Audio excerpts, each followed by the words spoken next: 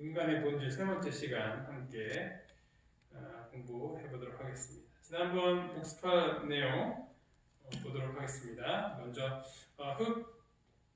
인간이 흙과 또 생기로 되어 있었기 때문에 살아있는 생명이 되어 있다 했죠. 그래서 이것을 반대 등식으로 바꾸게 되면 이 사람에게서 이 생기가 빠져나가게 되면 죽음이 온다라는 것을 말씀드렸습니다. 그래서 성경을 연구할 때 구약이 히브리어로 되어 있고 신약은 헬라어로 되어 있기 때문에 우리가 이 혼과 영의 그 성경적 의미를 이 원어 히브리어와 헬라어를 파악을 해야지 확실히 알 수 있다라고 말씀을 드렸죠. 그래서 힘든 시간이었지만 우리가 잘 공부하였습니다.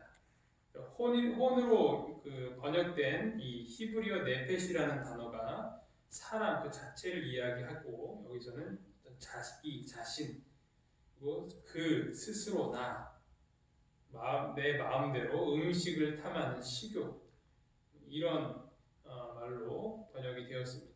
그 마음속 깊이 있는 것, 내 마음으로 그의 뜻대로 그들의 마음대로 심지어는 사체, 주검, 시체 이런 말로도 번역이 되었고요.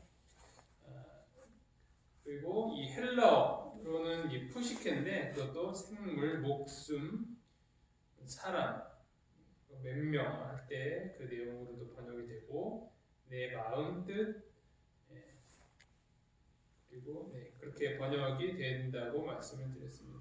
그래서 이 혼이라고 번역한 이 헬라어 네페시와 푸시케는 어떤 다른 떠돌아다니는 그러한 것을 이야기하는 것이 아니라 그냥 그 사람 그 자체에 대해서 그 뜻이 있다고 말씀드렸습니다. 그리고 영, 이 스피릿이라는 이 성경적인 그 단어는 히브리어로 루아흐인데 이런 것들은 이 호흡, 정신 이런 말로 다른 곳에서는 쓰였습니다. 심지어는 노여움이라는 것도 나오고요. 그리고 도덕적인 그런 의지나 마음들 그리고 역시 여기도 호흡이라고 되어 있고 이사야에서는 이 루아흐가 성령으로 번역이 되었습니다. 헬라어로는 이 영이라는 단어가 푸뉴마인데 역시 하나님 그 도덕적인 어떤 의지, 마음 그런 것으로 번역이 되었고요. 심령 그리고 우리가 오해할 수 있는 부분들, 이 영혼이라는 것이 결국엔 그 모든 것들, 그 문맥이나 그런 단어들을 사용한 용례들을 보게 되면 이것이 이렇게 귀신처럼 떠돌아다니는 또 다른 영혼이 아니라 하나님께서 그 태초에 인간에게 주셨던 그런 생기, 기운 그것이 하나님께로 다시 돌아간다라는 것을 의미하는 것입니다. 그리고 다른 성경에서는 이것이 성령으로 번역이 되어 있습니다. 그래서 육체, 혼, 영의 통일체가 때로는 이중적으로 통일체로도 나오고 그리고 삼중적으로 통일된 모습으로 나온다는 것입니다. 그래서 영이라는 부분은 인간에게 부여된 고차원의 지성적 본질 그리고 혼은 본능, 감정, 욕구 등을 표출할 수 있는 인간의 본질 중 한 부분 정신 그런 부분이죠. 몸은 살, 뼈와 같은 신체 조직이라는 것입니다. 그래서 이것은 불가 분리이며 공감적인 통일체라는 것입니다. 육혼영은 밀접하게 협력하여 작용하며 강력한 공감적 관계를 나타낸다. 기능 상호 간에 영향을 끼치기 때문에 최적의 상태에 두어야 한다라는 것을 우리가 시간을 들여서 이렇게 다루게 되었습니다. 그래서 오늘은 하나님의 형상의 인간이라는 내용으로 이렇게 살펴보도록 하겠습니다. 하나님이 자기 형상 곧 하나님의 형상대로 사람을 창조하시되 남자와 여자를 창조하셨습니다. 여기서 이 하나님의 형상대로 창조되었다라는 것은 무엇을 뜻하는가? 첫 번째로 하나님의 형상과 모양대로 창조됨. 하나님의 형상과 모양대로 창조되었다는 것은 우리가 그분을 닮았다라는 것입니다. 그 말은 반대로 하나님도 우리를 닮았다라고 생각을 해볼 수 있는 것입니다. 그런데 이 하나님이라는 분이 영적인 분이신데 그분이 어떻게 이런 형체를 갖고 계시는가 우리가 의문을 제기할 수 있겠죠. 우리는 이 천사들의 모습을 통해서 알 수 있습니다. 왜냐하면 이 천사들도 하나님처럼 어떤 그런 영적인 존재이기 때문입니다. 히브리서 1장 14절을 보면 모든 천사들은 섬기는 영으로서 구원받을 상속자들을 위하여 섬기라고 보내심이 아니냐고 기록을 하고 있습니다. 그리고 이 창세기 28장을 보게 되면요, 여기서 아브라함에게 나타난 그 천사들의 모습을 우리가 확인을 할 수 있습니다. 그런데 이 천사들이 아브라함이 눈치채지 못할 만큼 그런 어떤 인간과 같은 모습으로 나타났다는 것을 우리가 볼 수 있습니다. 그 외 성경 많은 곳에서 영적인 존재인 이 천사가 인간의 형상으로 그런 모습으로 나타나는 것을 확인을 할 수 있습니다.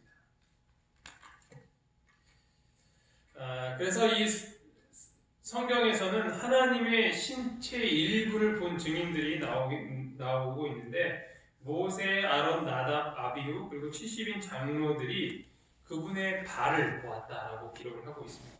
출애굽기 24장 9절로 11절을 보면 모세와 아론과 나답과 아비후와 이스라엘 장로 70인이 올라가서 이스라엘의 하나님을 보니 그의 발 아래에는 청옥을 편듯하고 하늘같이 청명하더라. 그들은 하나님을 뵙고 먹고 마셨더라. 그래서 어떤 실제적인 발을 보았다라고 기록을 하고 있습니다. 그리고 모세는 하나님의 등을 봤다라는 그런 내용도 성경 출애굽기 33장에서 볼 수 있습니다. 얼굴은 보지 못하지만 내 등을 볼 것이다 라고 말씀을 하시는 것을 볼 수 있죠. 그리고 다니엘서에서는 이 보좌 위에 앉으신 분으로 나옵니다.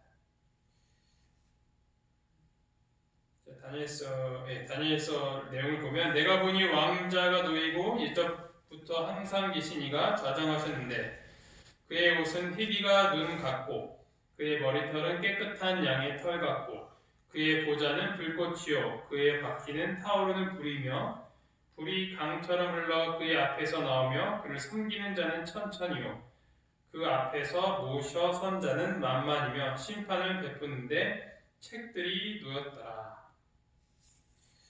그리고 예수님께서 하나님의 형상이라고 기록이 되어 있습니다. 그는 위대한 하나님의 형상이요 모든 피조물보다 먼저 나심이시니 히브리서 1장 3절을 보면 이는 하나님의 영광의 광채시요 그 본체의 형상이시라. 그래서 하나님께서 어떤 인격적인 형상을 갖고 계신다라는 것을 이런 성경의 내용들을 통해서 확인을 할 수 있는 거죠.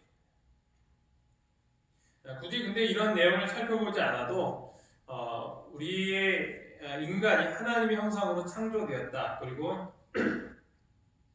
우리의 이 형상이 하나님의 그 모습과 닮았다라는 것을 생각을 해보면 그 말씀을 갖고서도 하나님께서 어떤 그런 형상이 있을 것이다라고 생각을 해볼 수 있는 것입니다.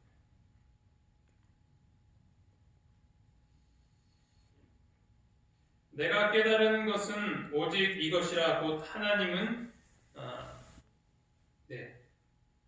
사람을 정직하게 지으셨으나 사람이 많은 꾀들을 낸 것이니라.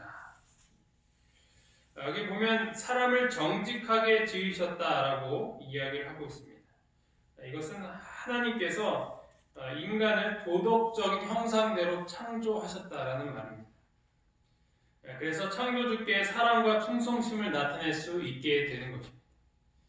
이것은 무엇을 이야기하냐면 인간은 자신의 도덕적 규범에 따라 사고하고 행동할 수 있다는 것을 이야기합니다. 곧 그것은 선택의 자유를 갖게 되었다라는 말입니다. 선택의 자유란 이 하나님을 사랑하거나 혹은 거부할 수 있는 그러한 자유까지 갖게 되었다는 것입니다. 선택의 자유를 갖고 있는 상태여야 우리가 하나님을 사랑하는 것에 대한 의미가 생기는 것입니다. 선택할 수 없는데 사랑한다. 이것은 진정한 사랑이 아닌 것이죠. 그래서 하나님께서는 우리에게 자유의지를 허락하셨고 그럼에도 불구하고 당신을 사랑할 수밖에 없도록 큰 사랑을 베푸시는 것이죠. 이것이 바로 하나님의 사랑입니다. 네가 나로 하여금 사랑하도록 내가 더 많이 사랑하겠다라고 하는 것이 바로 하나님께서 우리에게 그런 사랑을 주시고 또 선택할 수 있는 자유의지를 주신 것입니다. 그것이 진정한 사랑이고 또한 그러한 사랑을 받기를 원하시는 것입니다. 강요된 사랑을 원하시지 않으시는 것입니다. 따라서 우리는 하나님을 사랑하고 이웃을 사랑할 수 있는 품성이 될 수 있도록 우리가 그것을 선택하고 또한 개발하게 되는 것입니다. 하나님을 거부할 수 있는데 우리는 왜 하나님을 이렇게 선택하고 사랑하고 있는 것일까요? 그것은 바로 하나님이 우리에게 보여주신 사랑이 너무도 대단하다는 것을 깨달았기 때문입니다. 그래서 우리는 그분을 따르기로 선택하였고 이렇게 해서라도 하나님의 말씀을 듣기 위해서 이 자리에 함께 모여 있는 것입니다. 우리로 하여금 이런 위대한 선택을 하게 해주신 그 사랑의 하나님께 사랑과 충성을 다할 수 있는 우리 모두가 되기를 간절히 바랍니다. 두 번째로 타인과의 관계를 위하여 창조되었습니다. 하나님께서 온 세상을 만드시고 다 좋았다고 하셨는데 딱 한 가지 좋지 않은 것이 있었어요. 그것이 무엇이냐? 바로 혼자 사는 것입니다. 여호와 하나님이 이르시되 사람이 혼자 사는 것이 좋지 아니하니 내가 그를 위하여 돕는 배필을 지으리라 하시니라. 이것은 단순히 결혼만을 이야기하는 것이 아닙니다. 사랑과 우정으로 이루어지는 그 모든 관계를 이야기하고 있습니다. 참다운 인간이 되는 것은 관계 지향적이 되는 것입니다. 이것은 삼위 하나님께서 사랑으로 하나가 되는 것과 마찬가지입니다. 그분의 형상과 모양을 닮았다는 것은 삼위일체의 하나님의 그 연합의 모습을 담는 것을 이야기합니다. 우리도 다른 사람과의 좋은 관계를 이루어감으로 말미암아 우리는 하나님의 형상을 회복할 수 있는 것입니다. 이러한 모습을 갖는 것은 하나님의 나라를 세우는 데 있어서 아주 필수적인 부분이라고 할 수 있습니다. 그래서 우리는 이러한 관계를 위하여서 교회 내에서 그렇게 함께 교제하고 또 말씀을 나누고 또 이렇게 친하게 지내고 심지어는 같이 밥까지도 먹고 하는 것입니다. 이렇게 될 때 교회는 작은 하나님의 나라가 되는 것입니다. 그 하나님의 나라를 우리는 이 교회에서부터 조금씩 체험할 수 있는 것입니다. 그래서 교회라는 것은 이 천국과 같은 곳이래요. 이런 곳이 천국이라면 정말 갈만한 곳이겠구나라는 것을 느낄 만큼 우리의 교회는 그런 모습으로 바뀌어야 한다는 것입니다. 그리고 또한 우리는 교회 안에서뿐만 아니라 교회 밖에서도 사람들과 좋은 관계를 맺으면서 살아가야 합니다. 교회 다닌다고 하면서 다른 사람들과 싸우고 그렇게 지내면 안 된다는 것이죠. 그것은 하나님을 욕되게 하는 것입니다. 항상 남들에게 친절하고 사랑을 베풀 수 있는 그러한 그리스도인의 모습이 하나님께서 원하시는 그 하나님의 형상이라는 것을 꼭 기억하시고 교회 안에서나 교회 밖에서나 그리고 가정에서나 가정 밖에서나 하나가 될 수 있는 모두 두루 친하게 지낼 수 있는 우리의 그리스도인이 되기를 간절히 바랍니다. 세 번째는 환경의 청지기가 되도록 창조를 하셨습니다.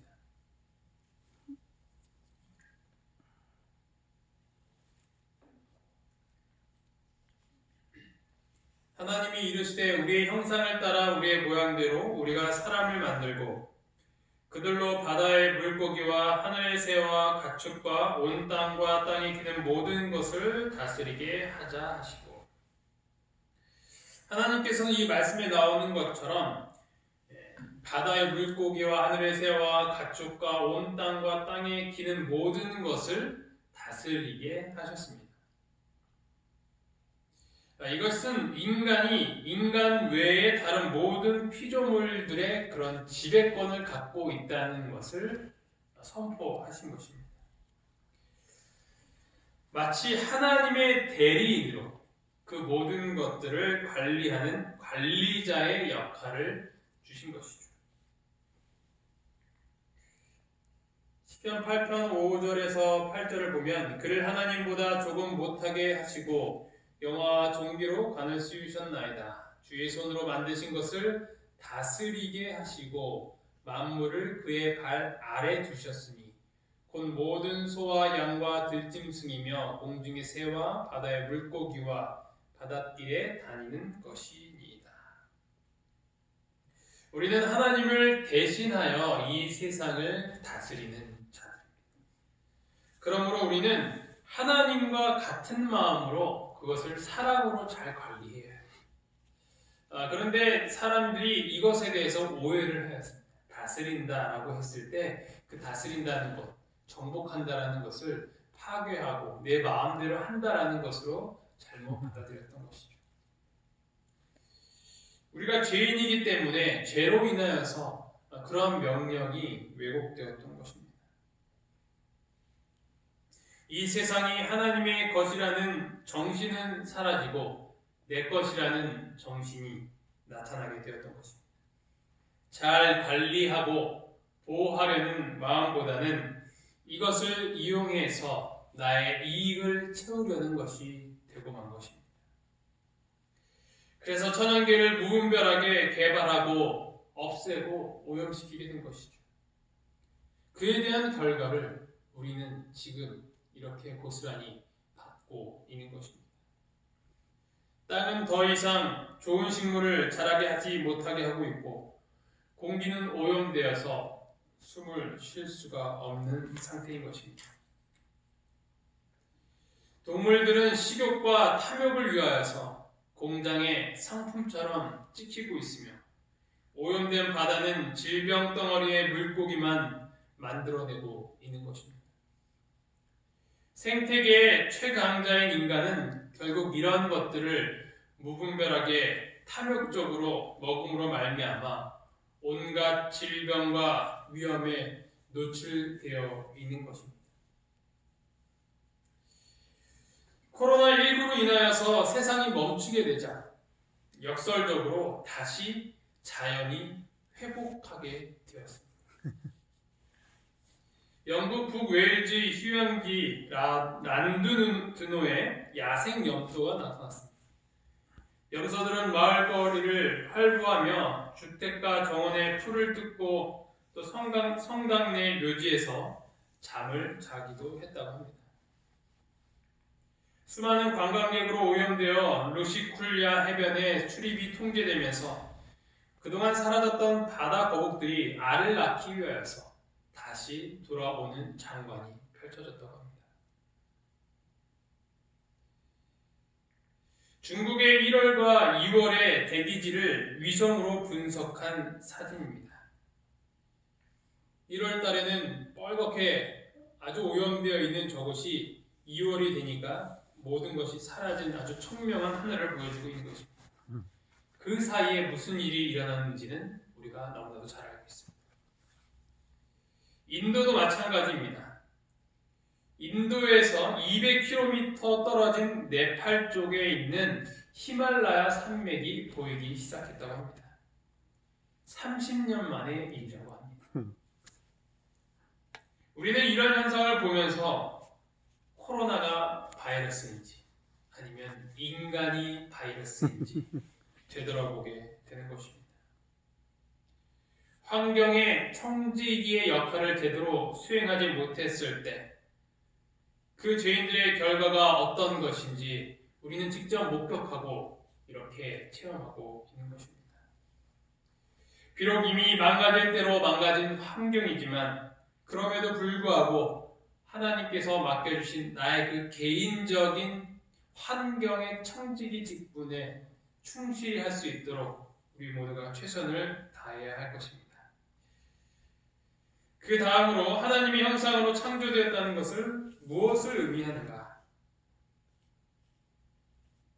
인간으로서 우리는 하나님처럼 되도록 만들어졌기 때문에 하나님과 같이 행동해야 하는 것입니다. 우리가 가능한 우리의 영역 안에서 하나님의 영광을 간사해야 하는 것입니다. 그래서 하나님을 모방하면서 하나님을 따라하면서 하나님과 같은 모습으로 살아가야 하는 것입니다. 그에 대한 개념이 이 10계명의 넷째 계명이 잘 나타나 있습니다. 11절에 보면 이는 엿새 동안에 나 여호와가 하늘과 땅과 바다와 그 가운데 모든 것을 만들고 일곱째 날에 쉬었습니다. 내가 그날에 쉬었으니까 너도 그날에 쉬어라 라는 것입니다. 우리의 삶 가운데 하나님의 모습이 나타나야 된다는 것입니다. 하나님이 이러한 정신이기 때문에, 이러한 모습이기 때문에, 이러한 형상이었기 때문에 우리는 이 왜곡된 이 현상을 다시 회복시키기 위해서 하나님처럼 살아가야 한다는 것입니다. 우리 모두 그 하나님의 모습이 잘 드러나도록 회복된 형상의 하나님의 형상이 될 수 있도록 최선을 다하는 우리 모두가 되기를 간절히 바랍니다. 마지막으로는 조건적 불멸성을 띠고 창조되었다는 것입니다.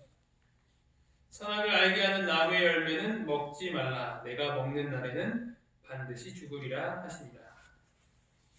선악과를 따먹지 말라는 명령을 순종하였다면 인간은 불멸할 수 있는 존재였습니다. 영원한 삶을 살도록 창조된 자들이었다는 것입니다. 그런데 순종하지 않았기 때문에 인간은 타락하게 되었고 필멸하는 존재가 되고 만 것입니다. 불순종은 결국 사망을 갖고 오게 되었던 것입니다. 따라서 우리는 원래 불멸성을 갖고 있는 자예요. 조건적인 불멸성. 그것은 하나님의 말씀에 순종하고 살게 된다면 영원한 삶을 살 수 있었던 존재다라는 것을 우리는 알 수 있다는 것입니다. 비록 우리는 죄로 인하여서 사망의 길로 가고 있지만 하나님께서 우리를 구원하셨기 때문에 다시 이 조건적 불멸성, 어쩌면 그때는 조건이 붙지 않은 그런 조건 없이도 하나님을 평생 영원토록 순종하며 살 수 있는 그런 존재가 될 것이기 때문에 그 회복되는 날을 우리는 바라보며 기다리고 있는 것입니다. 이렇게 하나님의 창조의 모습을 통하여서 우리는 어떠한 모습으로 살아가야 되는지를 알게 되는 것입니다. 그 하나님의 형상을 따라 살아갈 수 있는 우리 모두가 되기를 간절히 바라면서 말씀을 마치겠습니다. 기도하시겠습니다. 하늘에 계신 하나님 아버지, 오늘 저희가 하나님의 형상에 대해서 다시 배울 수 있도록 도와주셔서 감사합니다. 비록 이 세상은 죄로 물들여져 있고 또 저희가 하나님의 형상을 온전히 반사하지는 못하지만 주님의 말씀대로 하나씩 하나씩 순종하며 살아갈 때 저희의 모습 가운데 하나님의 형상을 회복시켜 주시옵소서. 그것은 저희가 노력해서 되는 것이 아니라 하나님께서 이루어 주실 것이라는 믿음이 저희에게 있습니다. 그 모습대로 변화되게 하여 주시고 예수님 오실 때 온전한 모습으로 변화하는 날까지 제가 끝까지 하나님을 바라보며 살아가는 저희가 될 수 있도록 인도하여 주시옵소서. 이 모든 말씀 예수님 이름으로 간절히 기도합니다. 아멘.